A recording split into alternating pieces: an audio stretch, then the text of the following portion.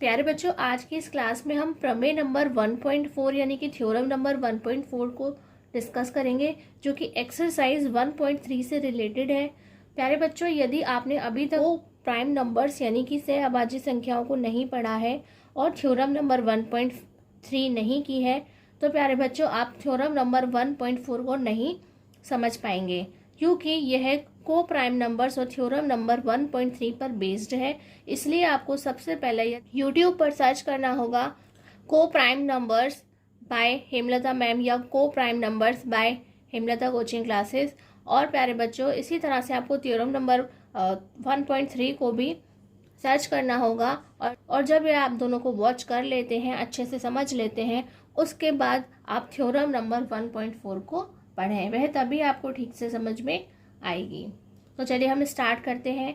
प्रमेय नंबर 1.4 या theorem number 1.4 क्या कहती है? √2 एक अपरिमेय संख्या है।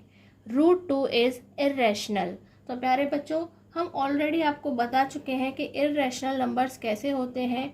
वह रूट में लिखे हुए भी होते हैं, और ऐसे रूट जिनके हम स्क्वायर रूट नहीं फाइंड कर सकते, यानी कि जिनका हम वर्गमूल नहीं निकाल सकते हैं टेबल याद करके, यानी कि जिनकी वैल्यू पॉइंट में आती है, डेसिमल में आती है, पॉइंट में आती है, दशमलव में आती है, इस तरीके के वह होते हैं। तो यहाँ पर हमें इसे किस तरीके से प्रूफ करके दिखाना है? तो प्यारे बच्चों, यहाँ पर जो प्रूफ करने का तरीका है वो बिल्कुल अलग है। इस तरह के क्वेश्चन को प्रूफ करने के लिए हमें पहले ही एक गलत अवधारणा को लेकर चलना पड़ता है, यानी हम खुद से ही एक गलत चीज़ अपने मन के अंदर मान लेते हैं।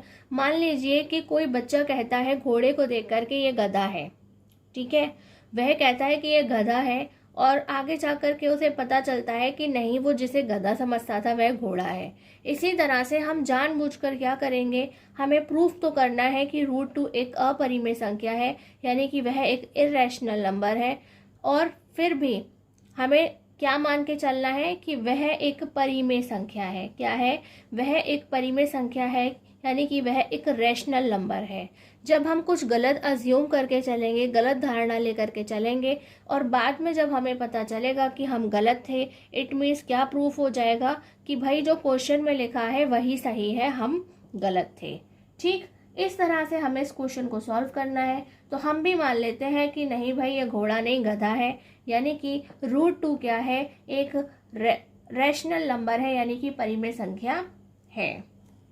तो चलिए स्टार्ट करते हैं। लेट √2 इज रैशनल, और हिंदी में कहेंगे माना √2 एक परिमेय संख्या है। तो प्यारे बच्चों, परिमेय संख्या किस तरह की होती है, इसलिए आप क्या लिखेंगे? एंड, यानी कि तथा, वह आपको कुछ इस तरीके की दिखाई देती है। √2 इज इक्वल टू R/S। तो प्यारे बच्चों, आप जानते हैं जितने भी रैशनल नंबर्स होते हैं, यानी कि परिमेय संख्या होती हैं, वह इस तरह से अपॉन की फॉर्म में लिखी हुई होती हैं, और वहाँ पे हमेशा जो हमारा डिनोमिनेटर है, यानी कि हर है, वह कभी भी 0 नहीं हो सकता। क्या है? कभी भी 0 नहीं हो सकता। तो प्यारे बच्चों, आपको याद रखना है कि यहाँ एक कंडीशन है कि हम इसे R/S की फॉर्म में तो लिख रहे हैं, लेकिन यहाँ पे आपको एक चीज और साथ में मान के चलनी है। वह क्या है? Let R and S have a common factor other than 1। यानी कि आपको यह मान के चलना है कि अगर हम R और S के अलग अलग फैक्टर करते हैं, तो वहां पर कोई कॉमन फैक्टर आएगा जो कि 1 के अलावा है। क्या है? 1 के अलावा वहां पर एक और कॉमन फैक्टर आपको देखने को मिलता है। तो हम हिंदी में क्या लिखेंगे? माना R तथा S में एक के अतिरिक्त कोई उभयनिष्ठ गुणनखंड है। उभयनिष्ठ गुणनखंड यानी कि कॉमन फैक्टर है। ठीक, तो प्यारे बच्चों, अगर हम आपको फॉर एग्जाम्पल लिख के दिखाते हैं तो हम क्या लिख सकते हैं, जैसे कि ये क्या है, R/S जो है वह 10/6 है। फॉर एग्जाम्पल आपकी हेल्प करने के लिए समझा रहे हैं।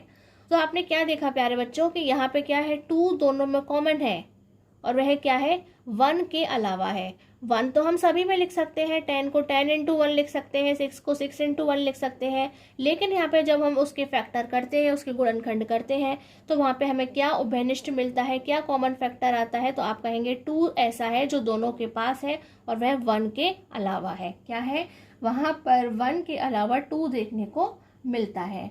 तो प्यारे बच्चों, अगर हमारे पास कोई कॉमन फैक्टर होता है तो हम क्या करेंगे, ऑब्वियसली हम क्या करेंगे, उसे डिवाइड कर देंगे, यानी कि हम इसे 2 से 2 कट कर देंगे तो हमारे पास सिर्फ क्या बचेगा, 5/3। तो हम भी यहाँ पे यही करने वाले हैं कि जो हमारा कॉमन फैक्टर है हम उसे डिवाइड कर देंगे, यानी कि जैसे ही हमारा जो कॉमन फैक्टर है उससे हम डिवाइड करेंगे, उससे क्या होगा कि यह 5/3 बन जाएगा। इसी तरह से हमारा जो R/S है वह A/B बन जाएगा, यानी कि जब वह 10/6 था तो हमने उसे R/S कह दिया, लेकिन जब हमने उसे कॉमन फैक्टर से डिवाइड कर दिया तो हम उसका नाम चेंज करके A/B रख देंगे। तो प्यारे बच्चों, हम इस तरह से इस बात को लिखेंगे, देन वी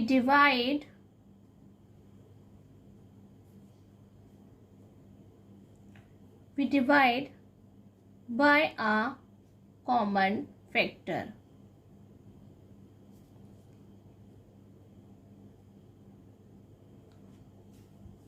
हिंदी में हम कहेंगे तब हम एक उभयनिष्ठ गुणनखंड से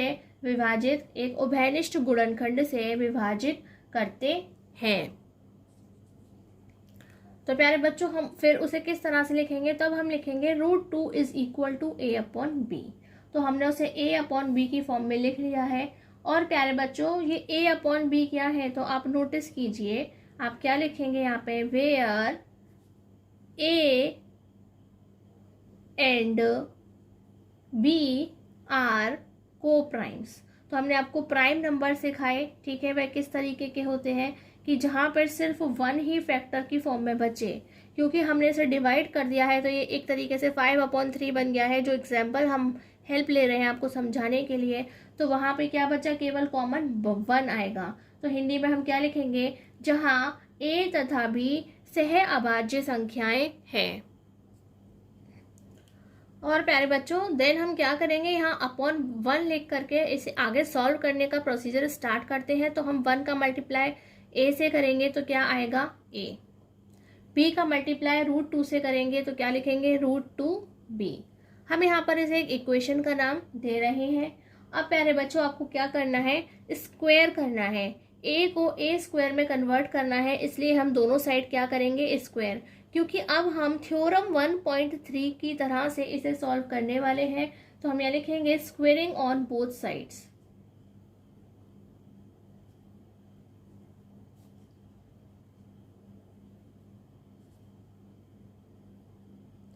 हिंदी में लिखेंगे दोनों ओर वर्ग करने पर। तो प्यारे बच्चों, जैसे हम इसका स्क्वायर करते हैं तो क्या लिखते हैं, A² = whole square of √2B। तो हम इसे किस तरह से सॉल्व करेंगे, तो प्यारे बच्चों, √2 की पावर 2 इट मीन्स 2। रूट की पावर क्या होती है, रूट मीन्स हाफ पावर, यानी कि 1/2 पावर। उसमें हम इस बाहर वाले 2 पावर का मल्टीप्लाई कर दें तो क्या होगा, कैंसिल हो जाएगी, यानी कि 1 पावर बचेगी। इट मीन्स कि हमारे पास 2 रह जाता है, राइट। और B को हम लिखेंगे B²।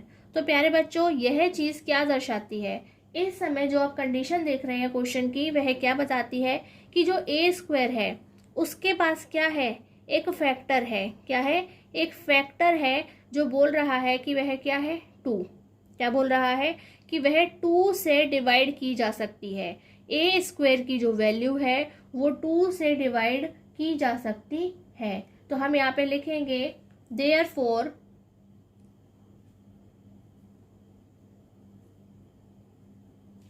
2 divides ए स्क्वायर। और प्यारे बच्चों, अगर ये ए स्क्वायर को डिवाइड करता है, इट मीन्स कि ए की वैल्यू को भी हम 2 से डिवाइड कर सकते हैं, क्योंकि यही थ्योरम 1.3 के अंदर हमने सीखा है। तो हम क्या लिखेंगे, एंड 2 डिवाइड्स ए। कहाँ से निकली है ये बात, तो आप कहेंगे बाय थ्योरम 1.3। ये आपको बताना होगा कि आपको कहाँ से पता चला है, आप ऐसे ही नहीं लिख सकते हैं।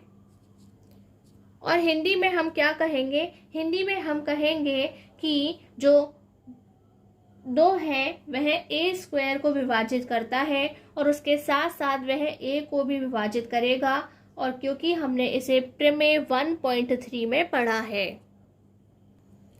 तो प्यारे बच्चों, जब हमने देखा कि वहाँ पर ए के तो और भी अलग फैक्टर हैं, तो उन्होंने ए को एक नया नाम देंगे। हम क्या करेंगे, ए को एक नया नाम देंगे, तो हम उसे किस तरह से लिख सकते हैं, तो आप कहेंगे सो वी कैन राइट, यानी कि अतः हम लिख सकते हैं। तो हमने ए को और किस तरीके से लिखा, तो हमने लिखा a is equal to 2c। क्या लिखा, a is equal to 2c। तो प्यारे बच्चों, इसलिए लिखा कि हमें ये पता चल गया है कि a को 2 डिवाइड कर सकता है, ठीक है। और उसके साथ में c, उसका मीनिंग कुछ भी हो सकता है, कोई दूसरा फैक्टर हो सकता है, ठीक। इस तरीके से लिख लिया है, चाहे वह 1 ही क्यों ना हो, लेकिन यहाँ पे क्या लिखा है, a is equal to 2c। इस तरह से हमने उसे मान लिया है। और वहाँ पे हम क्या कहेंगे कि जो c है वो एक इंटीजर है, यानी कि एक 1 to 3 वाली काउंटिंग है हमारे लिए। 0 1 2 3 वहाँ कुछ भी ऐसा हो सकता है। तो हम यहाँ पे क्या लिखेंगे, where c is any integer. इस तरह से आपको लिखना है। हिंदी में हम कहेंगे जहाँ c एक पूर्णांक है।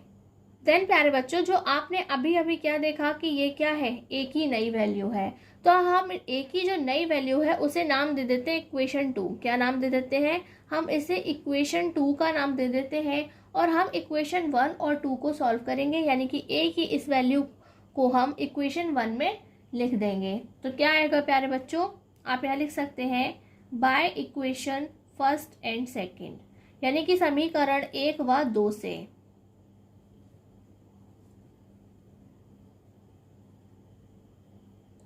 तो प्यारे बच्चों, हमारी जो a की वैल्यू है हम उसकी जगह यहाँ लिखते हैं 2c, और यहाँ हम क्या लिखेंगे, √2b। इस तरह से हम जब उसे लिख देंगे तो हम अगेन स्क्वायर करेंगे। क्या करेंगे, हम दोबारा उसे स्क्वायर की फॉर्म में लिखेंगे। तो हम लिखेंगे यहाँ पे स्क्वेयरिंग ऑन बोथ साइड्स।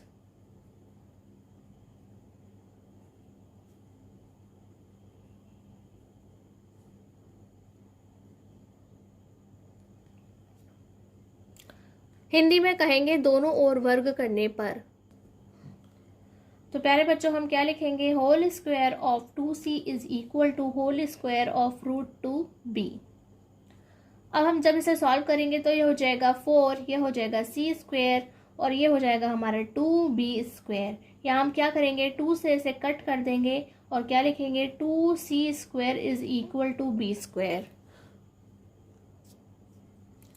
ठीक प्यारे बच्चों, तो यहाँ पे आप फिर से नोटिस कीजिए कि अब जो 2 है वह क्या बन गया, b का एक कॉमन फैक्टर बन गया। क्या बन गया, b का एक गुणनखंड बन गया। तो b के नए गुणनखंड क्या बने हैं, 2 और c, यानी देयरफॉर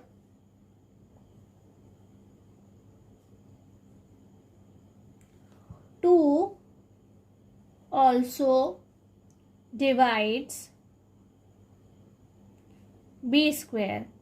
ठीक है, तो पहले जो 2 था वह a स्क्वायर को भी डिवाइड कर रहा था, और अब 2 b स्क्वायर को भी डिवाइड कर रहा है। और प्यारे बच्चों, थ्योरम 1.3 क्या कहती है कि अगर वह b स्क्वायर को भी डिवाइड करता है, इट मीन्स कि वह b को भी डिवाइड करता है। तो हम यहाँ लिखेंगे 2 डिवाइड्स b बाय थ्योरम 1.3। तो हम यहाँ पे लिख दे रहे हैं, आप पूरा फुल डिटेल्ड में लिख देना उसे। और हिंदी में हम क्या लिखेंगे, अतः 2 बी स्क्वायर को विभाजित करता है तथा 2 बी को भी विभाजित करेगा।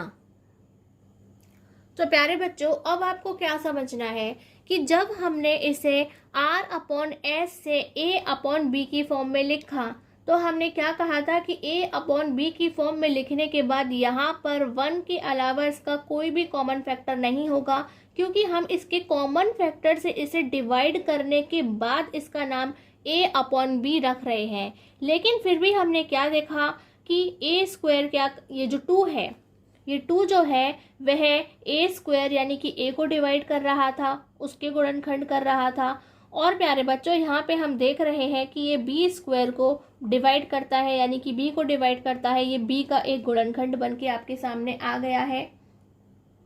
तो प्यारे बच्चों, आप क्या देखेंगे कि हमारी कही हुई बात गलत हो गई है। अगर हमारी कही हुई बात सही होती तो प्यारे बच्चों B का कोई भी कॉमन फैक्टर 2 नहीं आता। ठीक है, B का वहाँ पर आपको कोई भी जो फैक्टर है वो 2 देखने को नहीं मिलता। B का कोई भी गुणनखंड 2 आपको देखने को नहीं मिलता, क्योंकि वह A का भी है। ठीक है, अगर दोनों के अलग अलग होते, जैसे कि प्यारे बच्चों हमारी डिजिट क्या आई थी, जब हमने 10/6 को सॉल्व किया था तो क्या आया था 5/3। ठीक, वहाँ हमने 5/3 देखा था। लेकिन प्यारे बच्चों 5 अलग है यानी कि A की वैल्यू 5 और B अलग है यानी कि B की वैल्यू 3, तो वहाँ पर तो वह अलग अलग थे। लेकिन जब हमने इस बात को प्रूव किया तो हम गलत साबित हो गए हैं। यहाँ तो दोनों में ही क्या आ रहा है 2 और 2, अगेन एक कॉमन फैक्टर आ रहा है जो कि 1 नहीं है। इट मीन्स कि हम एक गलत धारणा लेकर के चले थे और अब हम गलत प्रूफ हो गए हैं। यानी कि जब हम घोड़े को गधा कह रहे थे और अब हमें पता चल गया है कि वह गधा नहीं है, वह घोड़ा है, तो हम क्या कहेंगे, यह एक कॉन्ट्राडिक्शन है, यानी कि एक विरोधाभास है। विरोधाभास यानी कि हम दो उल्टी बातों को कह रहे हैं। क्या कह रहे हैं, हम उल्टी बात को कह रहे हैं। तो this is a contradiction. Hindi में कहेंगे कि यह एक विरोधाभास है, यानी कि हमारी ही कही हुई बात बिल्कुल उल्टी हो गई है। इसलिए √2 क्या है, एक इर्रेशनल नंबर है, यानी कि वह एक अपरिमेय संख्या है। तो आप यहाँ लिख सकते हैं, सो √2 इज इर्रेशनल। और हिंदी में हम कहेंगे अतः √2 एक अपरिमेय संख्या है। इस तरह से प्यारे बच्चों हमारी ये थ्योरम 1.4 कंप्लीट हो जाती है। प्यारे बच्चों आपको इसकी लिख करके अराउंड 3 to 4 टाइम्स इसकी प्रैक्टिस करनी होगी, तभी आप इसे ठीक से कर पाएंगे। यदि अभी भी कोई डाउट रह गया है तो आप हमसे कमेंट बॉक्स में पूछ सकते हैं। आज की क्लास में बस इतना ही। नमस्कार, धन्यवाद।